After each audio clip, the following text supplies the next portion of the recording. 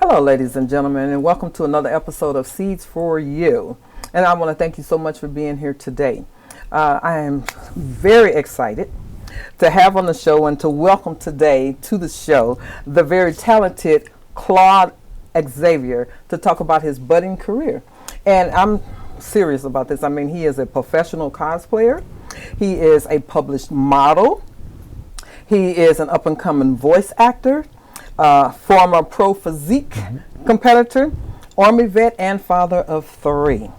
And for those of you who are not familiar with what cosplay is, and I'm told that this is really huge, so I'm sure that you're already informed about it, but in case you're not, stick around to the end and learn more about what cosplay is all about. And also to learn about how he got his stage name, Claude Xavier. All right, but for now, stick around and we'll be right back.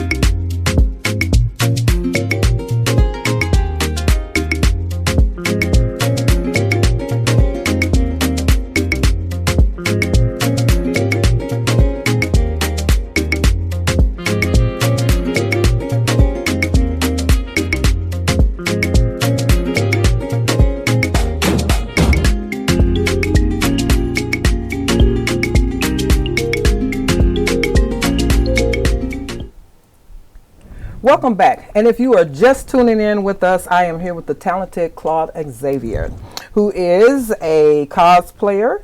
He is a published model, an up-and-coming voice actor, and a former pro-physique competitor and father of 3. And so please help me welcome Claude Xavier to the stage. To the show. Thank you for having me. Absolutely, absolutely, absolutely. All right. So first of all, I want to thank you for agreeing to do the show. And you and I kind of go way back. Yes. Back in Missouri. But before we get into any of the questions, why don't you give the audience a little bit background on yourself? Tell them a little bit about you and your family. Okay. Yes. Name is Claude Xavier. Come from St. Louis, Missouri. I moved to San Antonio about 2007. My job relocated me here. When I got here, I decided to try new things. Okay. Like you said, ranging from cosplay, modeling, men's physique. There's a story behind all of that. I'm glad to get into that. Some of it inspiring. I'm hoping that my story will help other people realize their goals as well. Yes. But Army vet, served just under 4 years. Got out, messed up my knee. Okay. But I showed that you can still do things even on a bad knee, so really there is no excuse. If you have a dream, you can make it happen. You can make it happen, absolutely. Okay, so let's go back to when we first met. Okay. And again, this was in Missouri. I was a new community playwright, and I had posted auditions that I was going to be auditioning, and somehow you found out about it, and you came and you auditioned for my play called Unpleasant Excitement. Yes. All right, and you were cast as Brian, Yes. right? Yes. Okay, and at that time in your life, when I met you, you were a young minister, and you were also dancing. You were dancing, so you did some dancing in the play as well. Yes. Yeah, Yes. you did some dancing in the play as well. So, what drew you to that play and that audition, and what did you think about the audition, the rehearsals, the whole experience? Can you tell me something about that? Right. So to get back into it, I always thought that I would be in entertainment in some shape, form, or fashion. When I was in the military, Fort Raleigh, I was big known for dancing. Okay. In high school, I got best dancer, singing superlatives. When I was 16, that's when MC Hammer was real big. Right. And his Sonny Metcalf was his name, where he'd pick his dancers from. Okay. And so I decided I would give it a try. Okay. I tried out, made it past the first audition. I told my mother, I made it. They want me to come back. And she said no. Uh-oh. So yeah, so that dream came and went. It hurt, but I understand she's a single mother. Okay. Raising 3 kids. Okay. And so at that time I didn't get it. Okay. But I thought, okay, that dream has crashed and burned. Like you said, minister as well. Accepted that calling in 1997. Okay. Shortly after, went to the military. Mm-hmm. But I still like to dance. Okay. So how can I dance being a minister, people looking at you? And during this time in the early 2000s, mime started to come along. Mm-hmm. Mime dance, I think the Godfathers K&K Mime, these twin guys who really put onto the mainstream. Okay. And I'm like, I can do that. And so I jumped into it, put the paint on my face, started dancing. That was working out well. My name was starting to go out. I'm like, okay, this is working. But I always wanted to do acting. Okay. I did it in high school. The first play I did was Guys and Dolls. Okay. Didn't have a speaking role, but it was a dancing role, doing the Cuban scene, and they talk about how we stole the show. But I really wanted to speak. I think I'm not sure if I saw it on a newspaper or something. I came across it. Okay. I came across your posting for this Unpleasant Excitement. Mm-hmm. It had auditions. I was like, you know what? I'm gonna try this. And so I was nervous. I said, you know what? I can do this. It's a gospel play. I'm in church, so it should work out for me. Mm-hmm. And so I went. I originally tried to for the Father. Okay. That's what I tried out for. Mm-hmm. I didn't realize it was a singing role. I didn't do the singing, but I did try out anyway. Mm-hmm. And you came back and said, I want to cast you as Byron. Byron's younger, but the guy who got it, I was actually older than him. Oh, wow. But he looked older than me. Yeah, he did. So that's how that role came to be, yes. Mm-hmm. And so I jumped into it. I enjoyed it. I enjoyed the discipline in it. Okay. I like your professionalism. Thank you. You had us meeting every Saturday. If I'm not mistaken, it was a while ago. That's right. And we would just go over and over again, make sure our lines were right. It was encouraging. I knew that you wanted it, which made me want to have it. I thought it was an excellent experience. I had got a new job to leave St. Louis to come to San Antonio. Oh, wow. Yep, in 2007. Moved here, and I wanted to take that fire. Mm-hmm. And just like the dancing thing. Right. I got going. My mother said, nope, I'm not taking anymore. I got to San Antonio. I tried after audition after audition. It was nothing. Mm-hmm. So try not to get discouraged. Be trying to get that goal.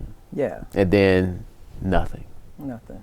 But it's just, I'm happy that you're here again. Oh, yeah. I was just going to say, you don't have to worry about it because in the fall, I plan to mount another play. Uh-huh. And so if you're interested and available, I know you're, more mature and, a lot busier got now. A little grays in my face. But if you were interested and you had the time, you always have a spot with us. Definitely.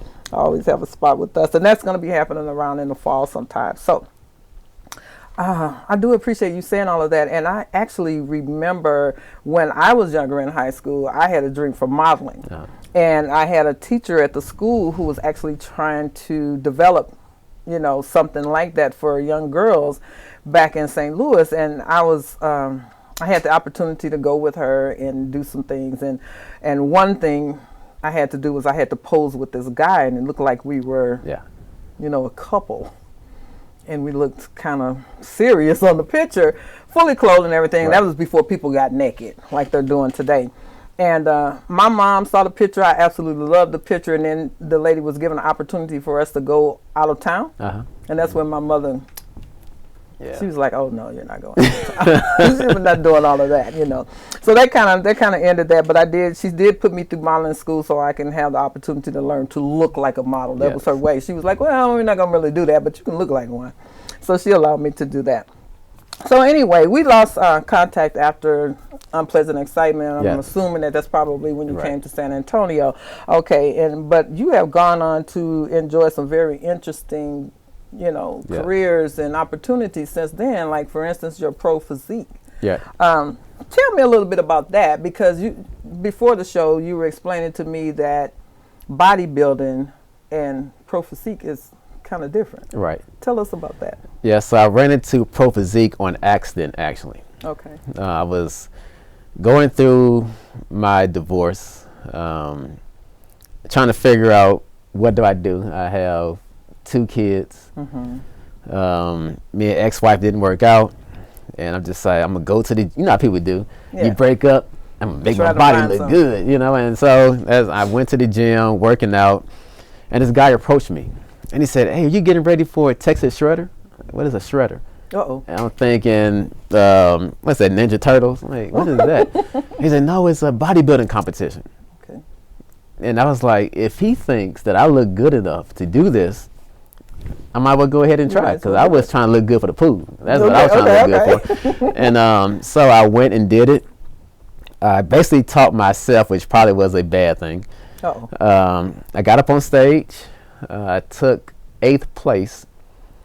I actually beat out, like, I think it was 50 total. Oh, that's for pretty me good. to get 8th, That's in the not top knowing 10. what I was doing. Right. Right, and it's like with anything, it's hard work. It is making your body become something that it's not used to. Okay, tell us about that. Right, the body is not used to looking that lean.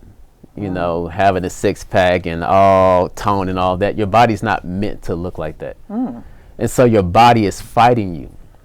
So you have to convince your body to trust you. Oh, wow. I'll start preaching up here. So, as far as with water, how do you get rid of water? You drink more water. And your body says, okay, you give me water, I'm going to release the water. Okay. It's the same thing with the food. You eating food, the reason why you store fat is because it needs it for a rainy season or emergencies. Right. But if you keep feeding your body, burning it off, then it doesn't store it. Right. So once your body trusts you to get to that level, then you'll start getting the results that you want. And it takes a while to get there. All these diets, it doesn't work that fast. I mean, you won't be healthy, but you can drop the weight. Okay. So I did it, and actually it was addicting to see your body transform like that. Okay. And so it made me want to continue. So the next one, I got a trainer. They got me ready. I went from 8th place to 3rd place to 1st place. After I got 1st place, I turned pro. Wow. So I turned pro like in 2 years. But like everything else, it got to a point where I plateaued. Okay. And I was like, I'm spending all this money, and I'm not really getting my money back. I'm not even breaking even. Okay. So for me to turn pro, that was a good thing. And knowing that I can get my body to look like something that I didn't think it could. And that's one thing that you can control. I can't control life, but I can control how my body looks. Wow. And so I just ran with it. Wow. And so, during that season when we had lost control with each other, and I saw these pictures of you, and you look like a V, kind of, And I was like, what is he doing? I was like, oh my God. And it was always so professional. Everything that you do is very professional. And that's one of the things. But even when I met you and we were doing the play, you were so committed, so that, that made me look at you and say he has great work ethics. Thank you. And the fact that you were so committed to it. And then if you ain't see anything that was right, you don't bite your tongue either. You will speak up.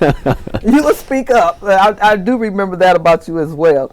So, but that was a great journey. But yeah, I did start seeing you in, somehow I saw you online, because I didn't even know you were doing that. Right. And I just happened to see the pictures, and I was like, this looks big time. Yeah.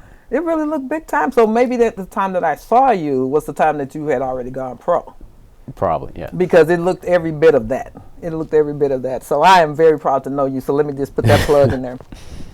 So that training, some of the training you said you taught yourself, but at the point where you were now pro, did you have a personal trainer at that time?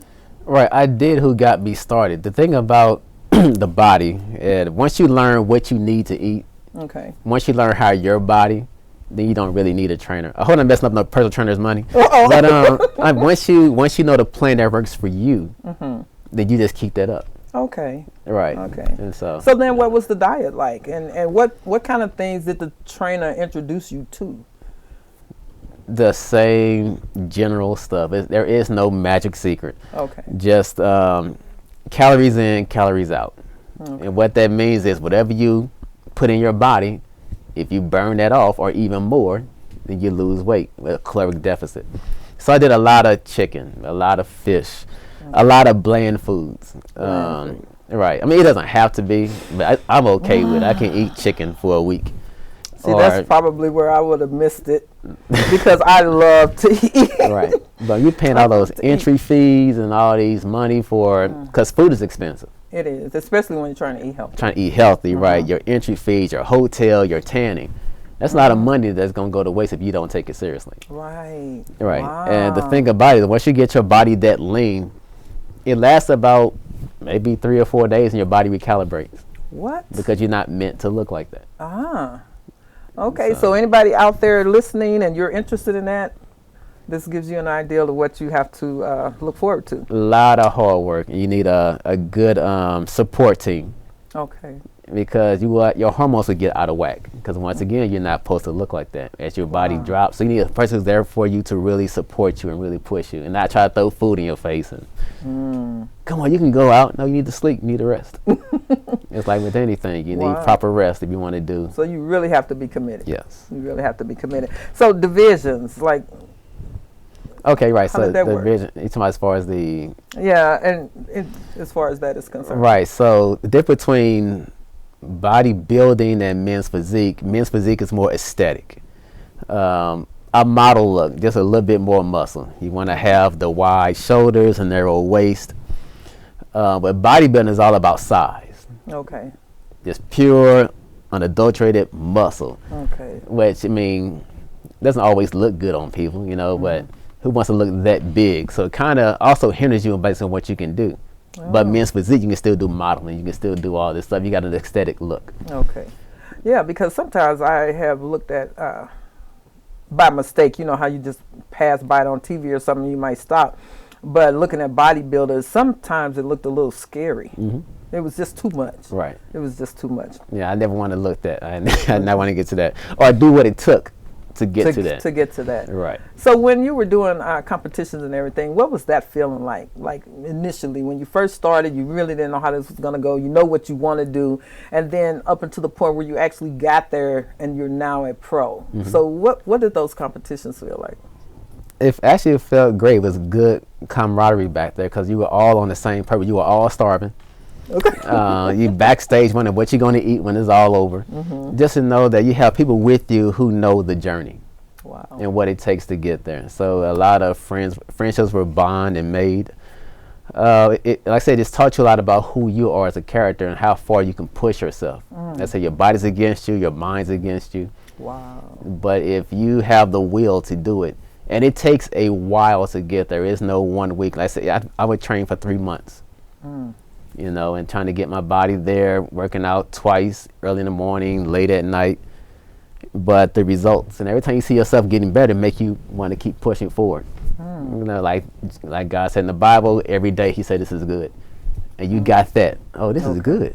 Okay. Oh, then you get there. Oh, this is very good. You know, it make you want to keep going. So, wow, that's exciting. That's exciting. So now that you've done that, how did you get started modeling?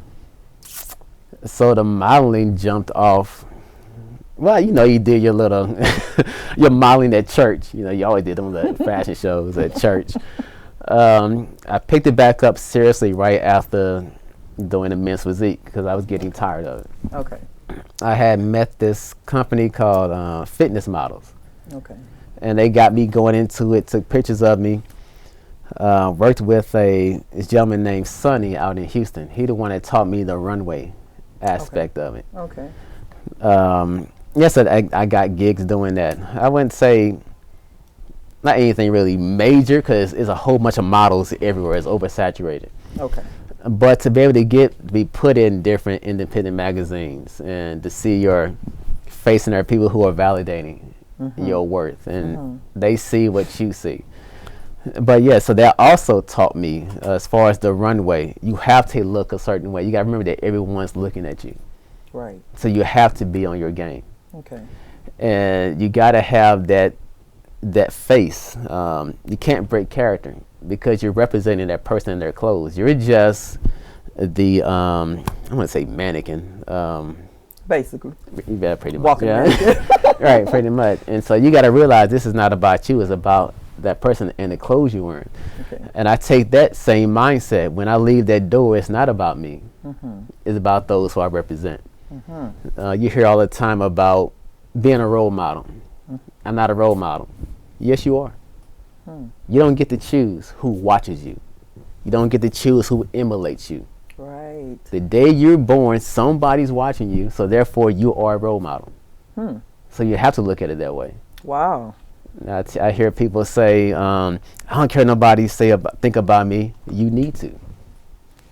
Because someone is going to try to do what you're doing. Wow. That is true, though. Yeah, so that's very true. And that taught me that, everyone's looking at me on that stage when I'm walking. I'm representing the person whose clothes I got on. Then there's people out in the audience who's looking at me. Right. Maybe trying to distract me, trying to get me to smile. And I got my hand slapped so many times by Sonny. Stop smiling, stop doing this. Oh, okay. So it's just like in life, people trying to distract you. So a lot of that, you got to stay on your purpose. Preaching on the down low. Yeah. So you can get a lot of nuggets out of everything that I've done. I got things out of it. Yeah. And I try to take it with me. Wow, that's amazing. That's amazing. So aside from all of that, you also do cosplay. Yes. And initially when we were putting this together, and I saw your bio and all of the work that you've done, and I was looking, and even though I saw you in the costumes, I still didn't put it together. And I was like, what is cosplay? What is cosplay? And then I said something to my daughter, and she was like, oh, Mom, that's so big, and she was like, I had a friend that does that, but it's really expensive. And so she explained it to me, and then I think I said something to you, and you told me, you broke it down for me a little bit. But anyway, so let's talk about that for the people who out there in the audience like me who didn't really know yet. Yeah, so cosplay came out the modeling. Okay. So cosplay is made of two words, costume and play. So costume play. Okay. Is where you get that. Basically, you dressing up like your favorite character. They have different. I think about it back in the 80s. My dad would take us to the Star Trek conventions. Okay. And I see people dressing up as Star Trek as Spock. That was really my first introduction into it, even though I didn't really know what it was. Okay. And so in 2018, I had some friends who was into it, because I wasn't really into it. I used to watch anime all the time. Then I got older, military, I didn't really watch it like that. But I went with a couple of friends to this back to school event. Okay. At this mall, and they went there in their favorite costumes, willing to accept the kids to come in and give them school supplies. Okay. So I come in there and I'm watching these kids' face light up. They seen their favorite characters: Spider-Man, Batman, Superman, the different women characters I can't think of right now. Okay.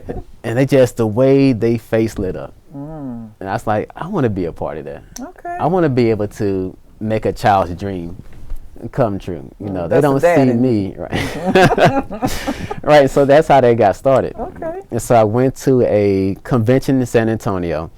I wasn't sure what I wanted to be. Okay. And so I got the pirate, and I got a vampire. I'm like, I'm just gonna mix them both together and be a vampire. Okay. So I'm thinking I'm making something up. There's already a book called Vampires. But what I liked about it is no one knew who I was. But yet they wanted to take a picture with me. I'm like, man, I like this environment. Okay. It was great to see that the love that people had. They just here just to have a good time. And I'm like, okay, I think I really want to jump into this. Okay. And so I bought a lot of costumes. The Aquaman. The first one I bought was Green Lantern, Black Panther. Okay. The one that took off for me was Aquaman. The one I love. Yes. Okay. So I decided, because I'm like, who does Aquaman? Everyone made fun of Aquaman, a guy who talked to fish. Okay. But what made Aquaman acceptable was Jason Momoa. When he did the version of Aquaman, everybody wanted to do it then. Okay. I was like, I'm going to do that same thing, but I'm going to use my locks as my long hair. Okay. And so I did it. Didn't expect much of it. I did the pictures on my little Instagram. I don't have that many followers. and I get this DM saying, "Hey, we want to interview," and it was Sci-Fi Channel. Wow. Like, one, how did Sci-Fi Channel find me? And two, this can't be real. Wow. Because I just started. How do you find me? And come to find out, like, oh, it's a blue check. Oh, this is real. Wow. Yeah, so Sci-Fi Channel, they loved my Aquaman. They interviewed me. They had a thing called Fan Creators Friday. They interviewed different people every Friday. Okay. Yes, I got a part of that, and that's how this would put me on the map. Wow. And like with that, a lot of people hate. You just started. I've been doing this for. I'm like, yeah, but you still got more followers than me. I mean, no one still knows who I am. I said, I don't know how they found me, but they did. They did. Yeah, and so that got me on the map, and I just started going to different conventions, doing different characters from different genres, Marvel, DC, trying to work on Disney. I don't have a Disney one yet. Okay. I just want to be able to be a part of different cosplay groups. That's why I have so many. Okay. And if I'm not going to conventions, then I'm doing nonprofits. I'm going to hospitals. There's a bunch of people who I work with. And to me, that's the greater joy. Okay. To once again, I have a story when I was dressed as Black Panther, and this girl was in ICU, and I don't know how she saw me down the hall, but she did, and then she said, "I want to see Black Panther," and so the nurses tracked me down and said, "You can't go in, but you can stand at the door frame." Okay. And so I went in there, and she had the nose and all this stuff, and she turned over, and she just eyes got big. Oh wow. And to know that I did that Wow. for her, like I said, that's stuff that really touches me. Oh, and I can see why. Yeah. I mean, you're making a difference. I mean, she's in the hospital. You don't know what her nights are like. You know what I'm saying? And so you gave her a bit of happiness. Yes. That's awesome. That's awesome. So you play a multitude of characters, and you've already kind of told us a few of those characters. And you're actually going to put on one today, not particularly for the show, but you'll see pictures. You're going to take pictures in Spider-Man, right? Yes. Spider-Man today. So we'll be excited to do that after the show. So my next question was going to be what motivated you to do that, but you've already explained that. What do your kids think about this?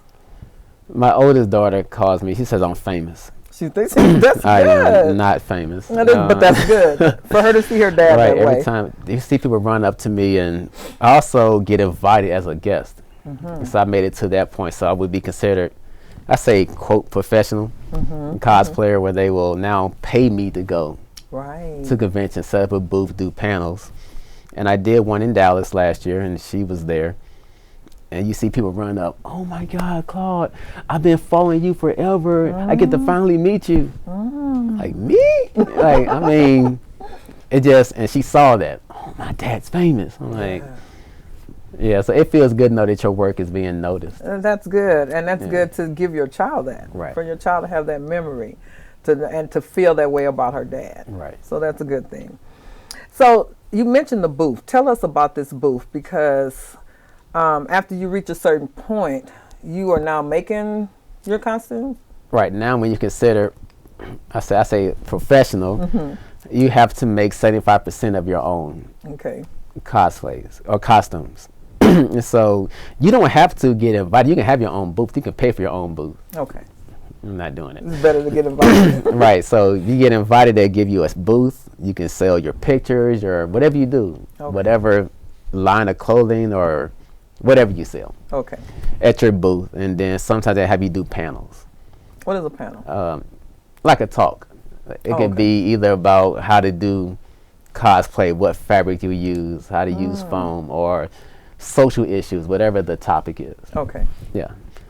So that it's a fun time. It's a fun time. It's a lot of walking. A lot of walking, huh? Oh yeah, because everyone wants to take your picture. So you go in all this, take 2 feet, stop. Everyone takes your picture. I mean, it's just like the red carpet. Pretty much. So by now you've learned how to make those moves that they make on the red carpet. I try. Wow, that's pretty exciting. I like that. Somebody said it's expensive, and you said it can be. It can be. So right. Tell us why. What makes it expensive? Like if you're making your own stuff. Okay. I say it take a lot of time, a lot of effort. I tell people, why are you doing it? I say, if you're doing it to make money, you're not going to be rich. There are some people who do make like $200,000 a year just traveling. Okay. But that ship has sailed. I mean, they got in it when it was hot. Everyone does it now. Oh. It's like with modeling. Everyone now with social media. Now you got your Instagram models. Everyone's doing it now. Right. So you got to be more into it for just money. I tell people, and then there's always this competition between making it versus buying it. And I made mine, so why are you getting all the likes? And I tell people, at the end of the day, we are grown people playing dress up. It's really not that serious. And if I'm not getting a return on my investment, I'm not spending that much money for it. I know people who got authentic Iron Man or Batman, thousands of dollars, just to go to a convention, which is great, but I need my money back. If I'm spending that much money, I need something in return. I hear you. And so, yeah, so I look at it as a stepping stone. Yes, I like anime. I like watching it. Am I the biggest anime fan? No.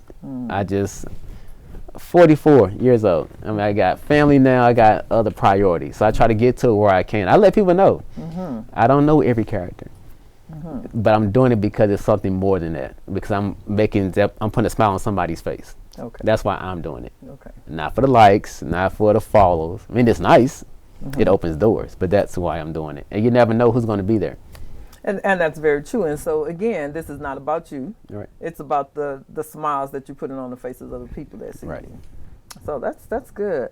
You know, a lot of times people do things and they have selfish motives. And that's another thing that I admire about you, that you have purpose with everything that you do. And it's not, although it starts as an interest for you, that's not what is driving you. Right.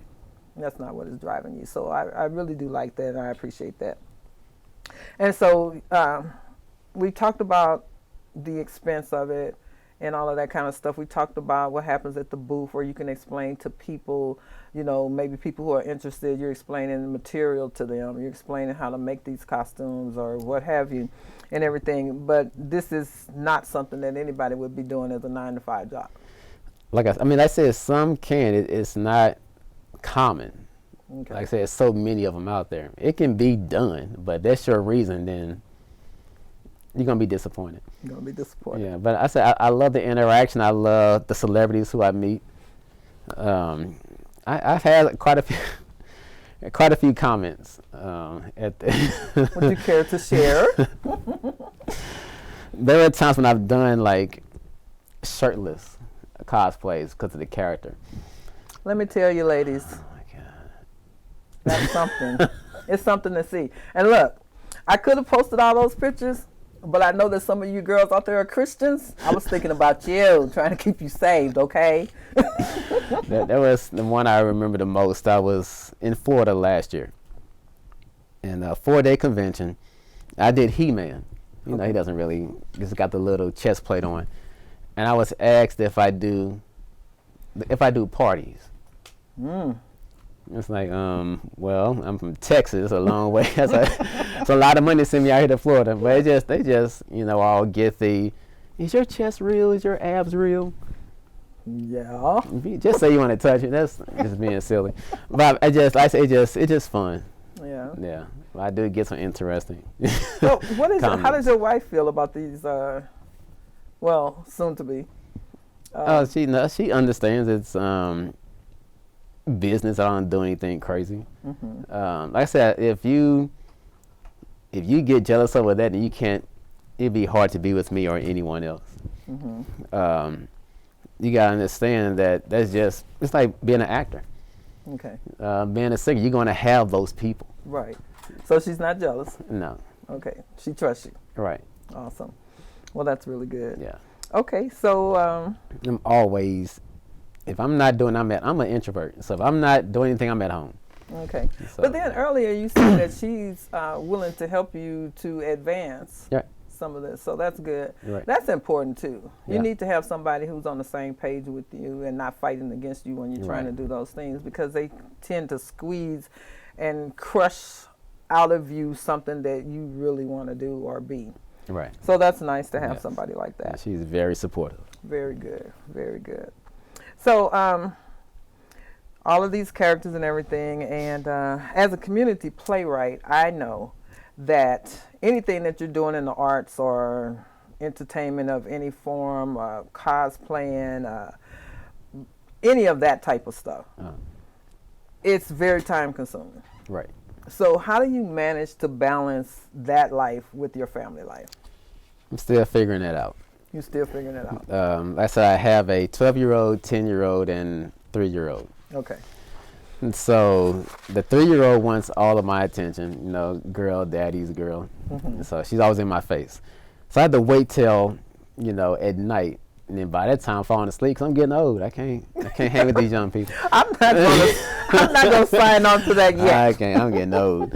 So, yes, I have to do it at night or whenever I can get it in. I totally understand it. Yeah, so it does take me longer to get things done. Yeah. But as long as you do things step by step, Right. then eventually you will see it gets there. But yeah, it's definitely, plus your day job Exactly. on top of that. Exactly. Right. And that's where I run into a lot of problems because I work a full-time job, and then I have all these other things that I'm trying to put together and to mount and launch and all that kind of stuff. And so it's like I'm burning the candle on both ends, like all the time. I'm sitting on my off days, I'm at the computer like the entire day. Right. That's why if you ever sent me something and I'm able to write back, that's why, because I'm already there. And so at nighttime, when everything in the house is finally quiet and I can probably get the most, I'm spent. Right. And so I'm at the computer like this, like I'm about to fall off the chair. But anything that, just like with what you learned when you were doing Pro-physique, you had all that stuff fighting against you, Right. but you found a way to push yourself. That's where I am right now, Right. with all the stuff that I'm trying to do. But I love your commitment and your dedication and the mindset that you have that actually gets you where you're trying to go. Right. That is amazing. And so I need to borrow some of that out of your head so that I can do a better job with the things that I'm doing. So now, all of this stuff that you have already done, now you're piling on top of that voice acting. Yes. Tell us about that. Yep. The next thing I wanted to do, I want to do everything. So Of course. I need to be like 300 years old so I can do everything. But voice acting was also something that I always thought I'd be in entertainment some way, shape, form, or fashion. Okay.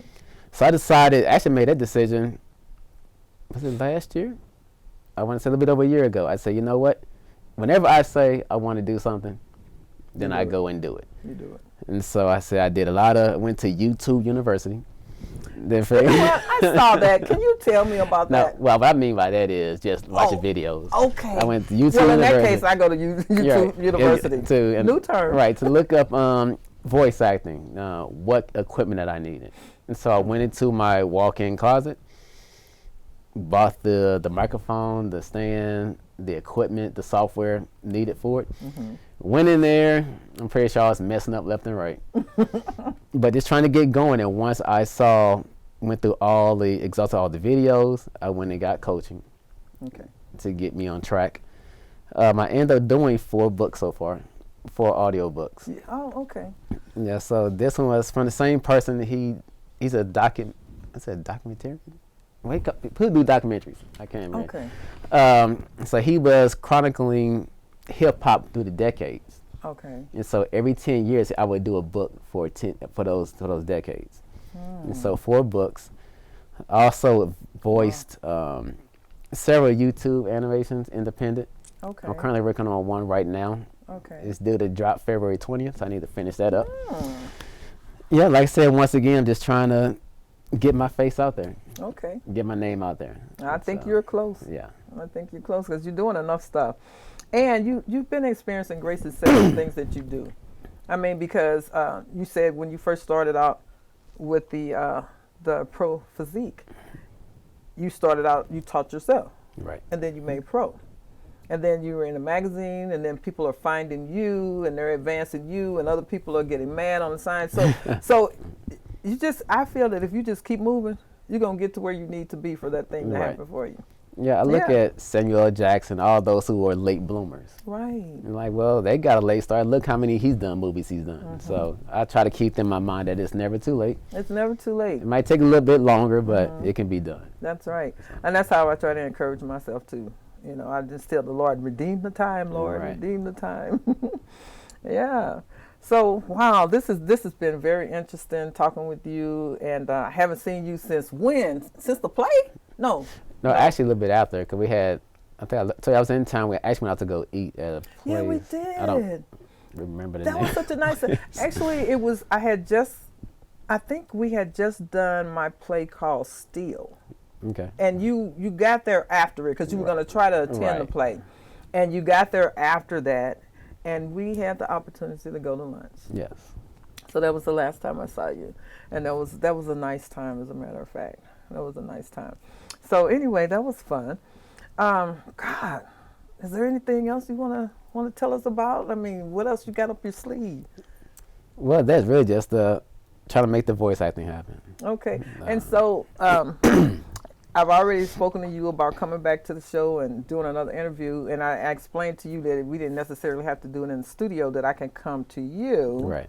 So hopefully we're going to get to come and see what you're setting up for your voice acting. Yes. Because I don't know, I won't be the one to spill it. If you want to say it, you can say it, but you're getting yourself lined up for that. And then we can come and do an interview on that at a place of your choosing. Right. Wherever that is. Yeah, like I said, getting the house built. Right. So I found one of the closets they have. It's a nice size closet. Okay. And so it's in between the media room and the game room. Okay. That's where I'm going to put the vocal booth. Wow. Yeah. I would be interested to see that and to even learn more about that.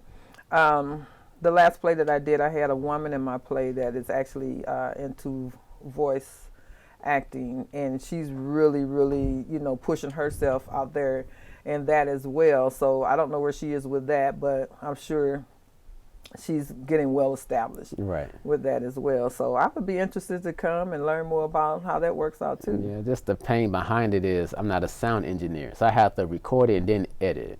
Okay. And the editing part is what gets you, man. Because even when I do what I'm doing here, editing can take a long time. Right. And I didn't realize how much mouth noises I made. I do the smacking. It is disgusting to hear it in your ear, like and I got to get rid of all that sound. You don't have to tell me. I know about it. God, and I confess to it, and I've already explained to the audience that I do that. I'm working on it, and I guess I just need to watch myself more and discuss myself more to be more conscious of it, because I think it happens more when I'm kind of scrambling for what to say.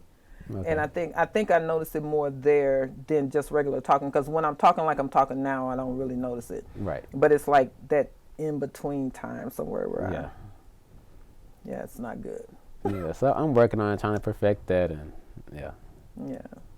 So it's so many things nowadays when you're doing stuff like that. Like if you have background noise, you can kind of kill the background noise when you're editing. Right. But it still may subtract a little bit. Right. Or degrade the sound. That's the only thing. And so I'm teaching myself a lot of stuff too, and it's not fun. It takes a long time to do it when you're teaching yourself, but I think as long as you just keep up with it, you'll get to it. And then I encourage myself also when I'm looking at other YouTube channels and people who are real big now, and they talk about how disgusting their initial videos were. And I was like, okay, all right, I don't need to kill myself over it. Yeah. So anyway, this has been an amazing reunion. Yes. Claude Xavier. So I feel like this has been an awesome interview. I'm so thankful to you once again for coming on the show and doing this, and always a pleasure. So I'm telling you, people have been just so excited over your photos. They've been very excited over your photos and stuff. Yeah. My mother lets me know all that, because her co-workers. Who does? My mother, her co-workers are. I mean, because they watched me grow up. She's been at the same job forever, and so they watched me grow up, and You know what? Before we did this interview, I came across one of your dances that you did in the church. Oh wow! Way back when, it was a long dance. It was very anointed. It was very. I can't remember what the name of the song was. Was I by myself? You were by yourself, and you had on this long attire and everything, and it was just so good. And I was like, why haven't I seen this before? But what really moved me was that it was anointed. That was the biggest thing for me. It was so anointed. And so at the time I watched it was actually a good time for me because, you know, sometimes when you're doing a lot of things, you know, sometimes you get discouraged and you have to, you know, encourage yourself and stuff like that. So when I saw it, it was a good time for me to see it. You're right.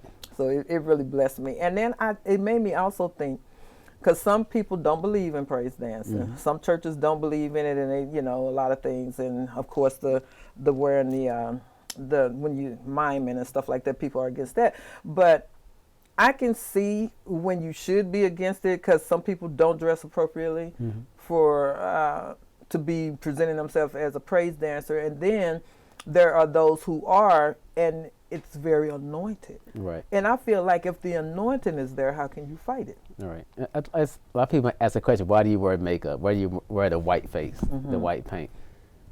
And why do mimes in general do it? Yeah. So you can see their face from a distance. Right. So if you can sit in the back, you can't see my expressions because you're not using your body to interpret the words.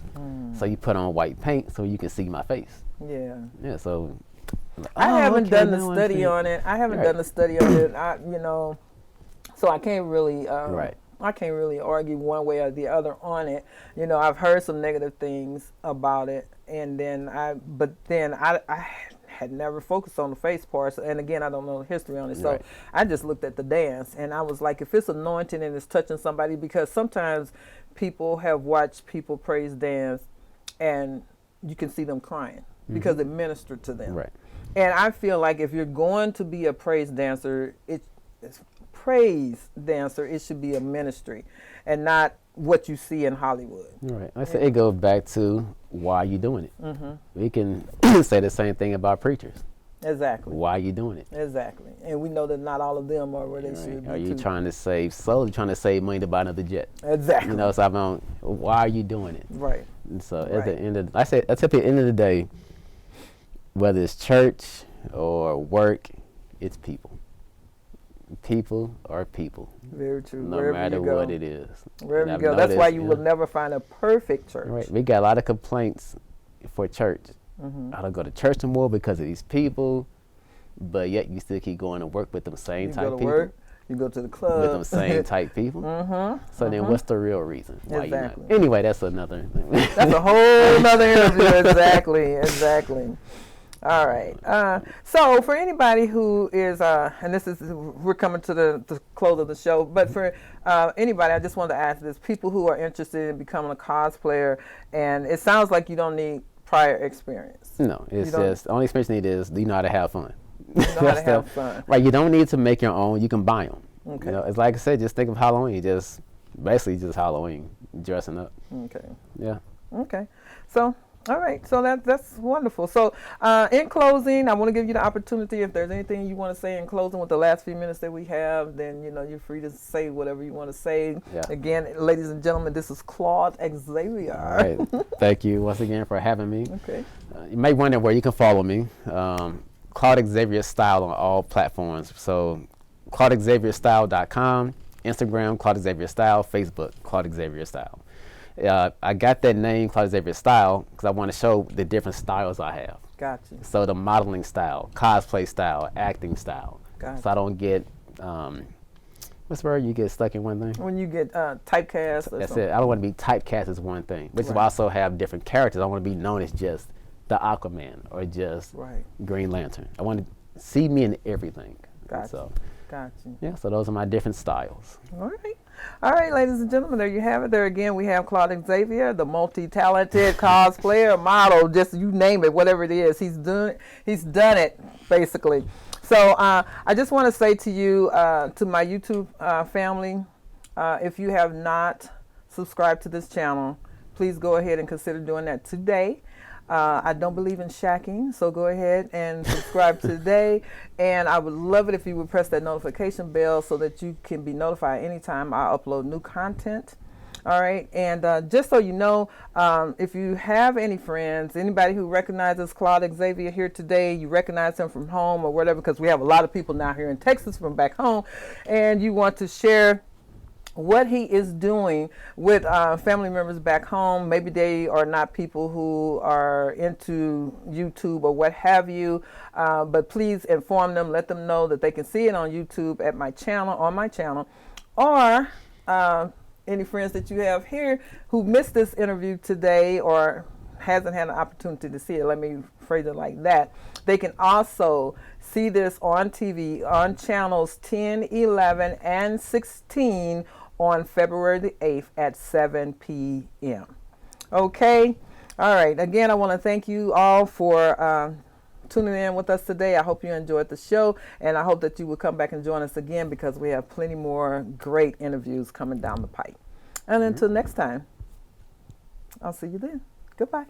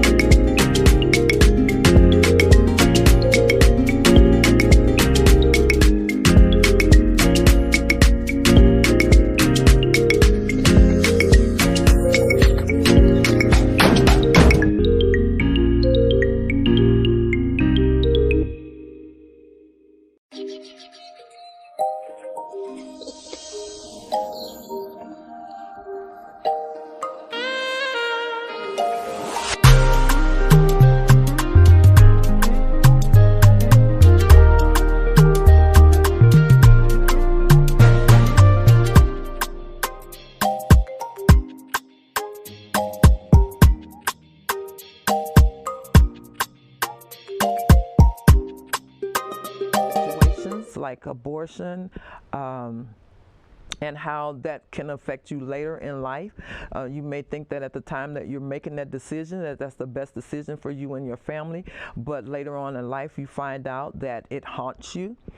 I talk about infidelity and how that affects the family, and I bring all of these topics out in my plays, but I always end them on a positive note for anybody who may mirror themselves in any of my plays or any of my work. They're able to find that there is hope at the end of the tunnel, you know, by watching some of those stories. I have given away tickets to women's shelters, and then I sat out in the audience so that I could get a feel for what that play might be doing in the lives of others from all walks of life. And I would sometimes see people crying or laughing, and that made me feel good, because my work is actually a ministry, although I don't advertise it as a ministry, because what I found was that some people, once they found out, and I'm referring to the unchurched, but once they found out that it was a gospel play, they immediately lost interest. I guess they thought that they were coming to see John or some of the other disciples, not knowing that it was actually addressing real life situations that people are living in their everyday lives, and giving them hope at the end, where, you know, like guiding them to God and letting them know that there is an answer to your problem, to your situation. Drug issues, you know, with success stories at the end. So I feel like I do a positive work. It's something that I want to do, how I want to help people from all walks of life, and this is just one of the ways that I find myself doing it, is in my theatrical work and also on my YouTube channel. I do interviews that give you a platform to tell your story, whether it's good or bad. You know, if you wrote a book, we talk about a book. We talk about, we can talk about situations where you may have been faced to stretch your faith, you know, in a situation, and just sharing stories with the world that could potentially help someone. As a matter of fact, I'm confident and knowing that it is helping someone. Even if it's just one person, someone hearing your story can be inspired to go on and to do something different with their life. You just never know who you're helping. So this is my way of helping society by bringing truth, understanding, awareness, teaching. I'm not a counselor or anything, but I can tell you a thing or two about selecting a mate for marriage. A lot of times people are marrying people for the wrong reasons, you know, and then they find themselves in a very unhappy situation. Some people are marrying repeatedly, but you don't get better at it the more you do it. So it's just all kinds of things that I talk about. And I'm sure that I will be talking about something of interest to you at some point in time. That's why I don't do it as a particular topic on just one thing, but rather a variety of things, because I know that you, and even you have an interest, and I'm sure that I scratched the surface on some of them. So I'll be looking forward to chatting with you real soon.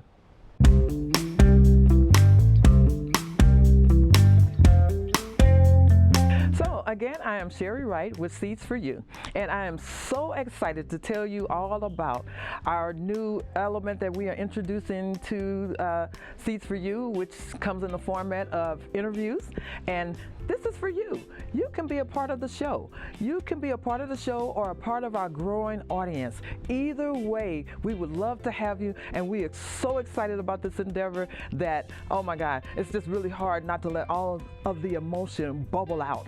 But I just want to let you know that this is for you, so you can either be a part of the growing audience or you can be a part of the show. Come and share your story. Tell us about that book that you wrote. Tell us about that childhood experience that you had. Tell us. We want to know. We want to know. So come and join us. And look, if you're interested in doing this, I'll tell you how we can get it started. You can send me an email at sherrywrightgully1@gmail.com. And Sherry is spelled with an S, 2 R's, and a Y. Wright is spelled with W-R, so it's W-R-I-G-H-T. And Gully has no E. It's G-U-L-L-Y, 1@gmail.com. Contact me and let's get this show on the road. And you know what the best part is? You can do it in the studio, or we can bring it to you. We can go to a coffee shop, we can sit in the park, wherever. Come to your house. You can be a part of the vision. Help us out. We're excited, and you should be too. I mean, it's your life, it's my life, it's our life. We're in it together. Let's have fun. Seeds for You. Write it down. Contact me. I'm looking forward to hearing from you real soon.